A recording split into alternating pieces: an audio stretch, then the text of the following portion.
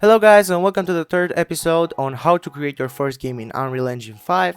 In the last episode I ended the video around here when I told you that in today's video we're gonna create AI for our litter parkour game.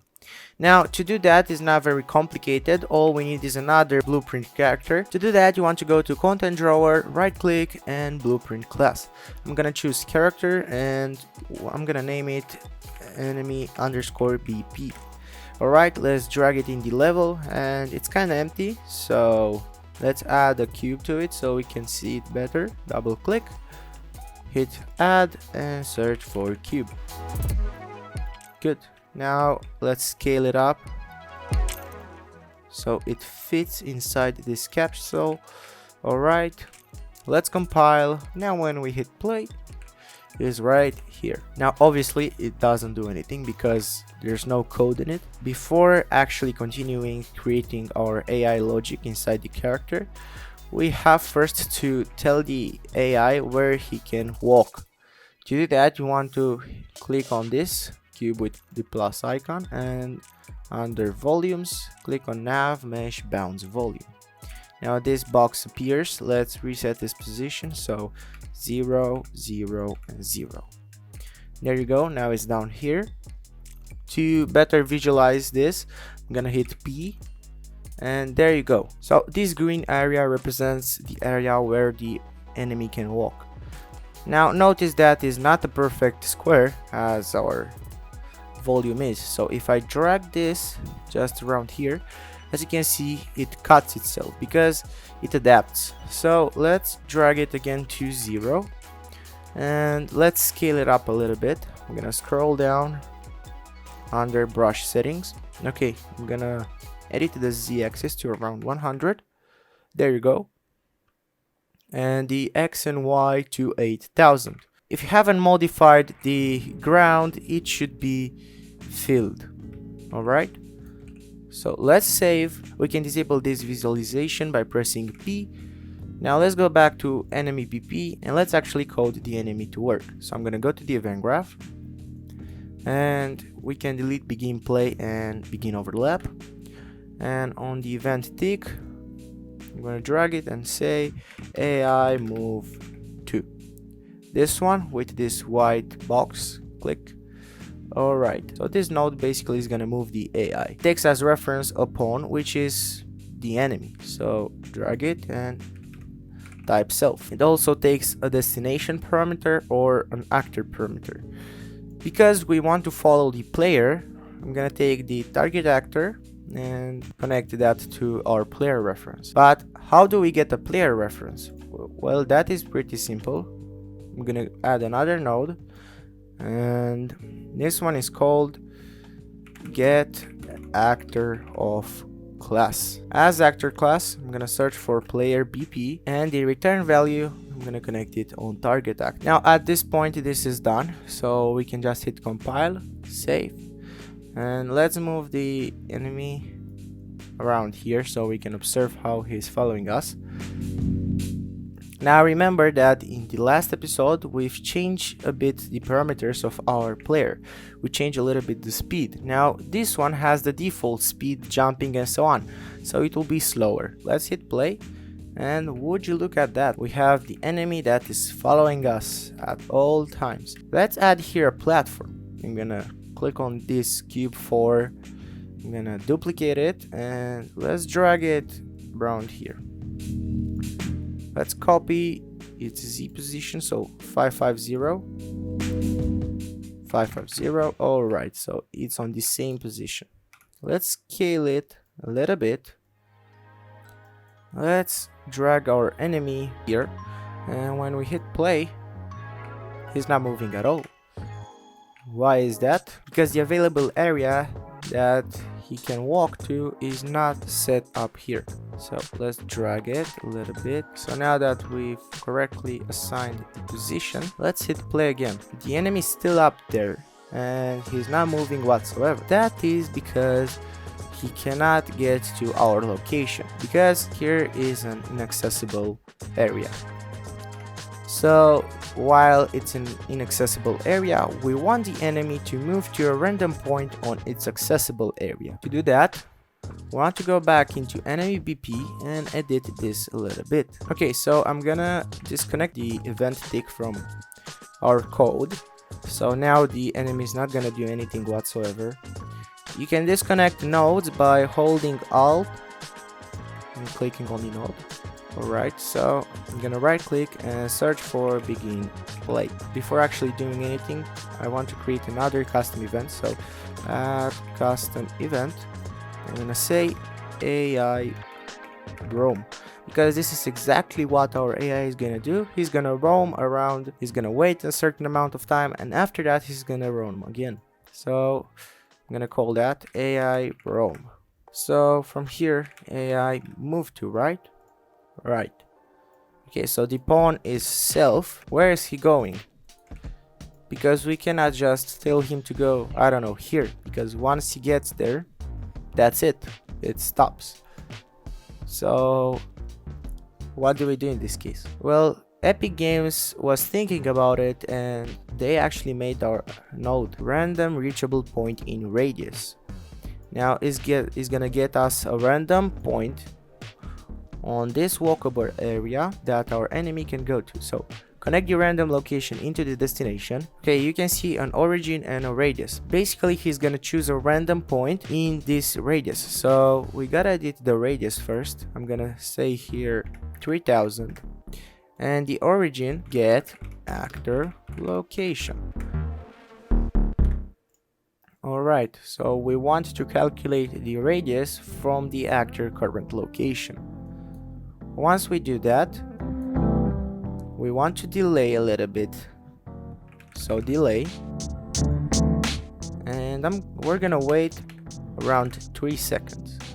Now when this is completed, this is gonna stop, but we can continue doing it by calling again AI roam. Alright, compile and go back.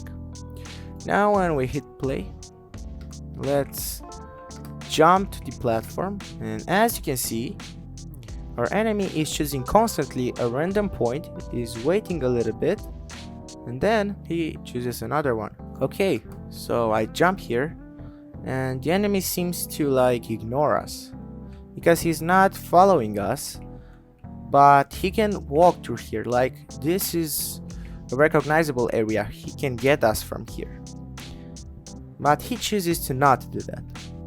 Well, that is because remember that we've disconnected this event tick, and we cannot call AI move to at the same time because nothing's gonna happen. So let's categorize this a little bit, let's make it more readable. So I'm gonna select everything which is about AI roam and hit C.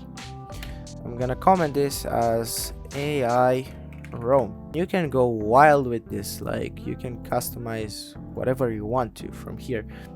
You can change its color, so maybe I want to be a little bit red. You can change the font size, so it's pretty customizable. That's a pro when you're using Blueprint, it's easier to visualize. So what do we do from here? We connect this, we need a variable. So we gotta know when we can call this AI move to. To do that, you want to go on the left side under variables, and you want to click this plus button, and I'm gonna name this can roam. Keep in mind that you cannot have spaces in variables, and it's gonna be a boolean variable. The boolean variable basically is true or false. So I'm gonna drag this here, and I'm gonna say get. Okay, from here I'm gonna track the value and branch. Okay, let's connect it. So if can roam is true, then we move the AI. If it's false, nothing will happen. Okay, by default can roam is gonna be true. By the way, if you cannot edit this value, make sure you hit compile, and now it should be visible.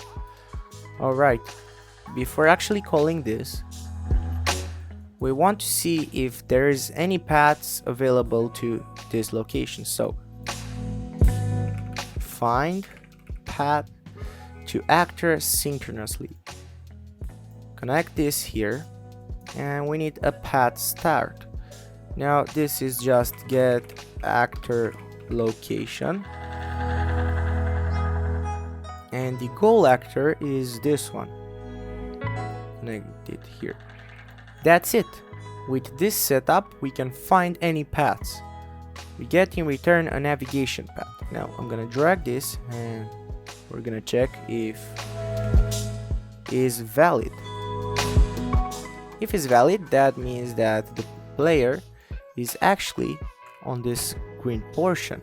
So that means we have to move to the player. So branch. That is true. Before moving the player, we want to tell the AI roam system that we cannot roam anymore. So drag can roam, and we're gonna set it to false. Alright, now we can connect it here. And that's it, we're done. But what happens when the player gets off the platform? Well, then this is gonna fire. We gotta revert it back, so set can roam. I'm gonna set it back to true, and let's call AI roam.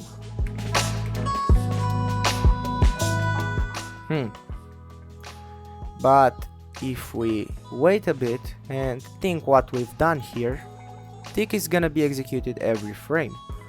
So that means AI roam is gonna be called every frame when our player is not in the reachable area.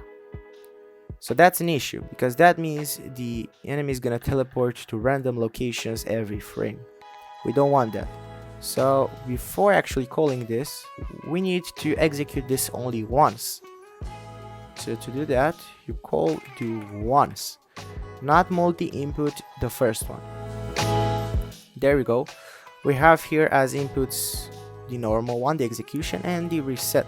When do we need to reset this do once? Because once it's done, it's completed and it cannot be redone again unless we call this reset function. Well, we drag this under here. Now let's organize a little bit this node, what we've done here, by double clicking on the node, so we get these points that we can drag them and make our blueprint more readable. Now hit compile, save, and when we go back and hit play, let's get a little bit closer. As you can see, he is minding his own business, he is roaming, but as soon as we entered its property, don't be stupid and make sure you connect the target actor. That's a nice mention. Thank you. And when we get here, he's following us. However, if he touches us, well, nothing happens. But this should be an enemy, right? And enemies do bad things to the player, as far as I know. So let's make the enemy do the same thing as the red box does. To do that, first we want to give the impression that the enemy is a bad one. So we have to change the material. Under materials, we're gonna search for red. Now there it is. Alright, but it's still not done because we forgot to assign the tag that we've created for the red one in the last video. So click on capsule component and search here for tag. Under the component tags, hit this plus and we're gonna put the tag red. Hit compile, save, and let's go back. And as soon as we get here, the player is following us. We get off and the enemy again forgets about us. Pretty cool. And when the enemy touches us, bam, the whole game restarts. Now you can, let's say, duplicate this. Now when we hit play, we have two complete AI that will go to a random spot every time. So that's it for today's tutorial, and as usual, the project is gonna be on Google Drive. You can download it, it's gonna be updated, and you can experience more with this AI kind of stuff. So yeah, happy coding.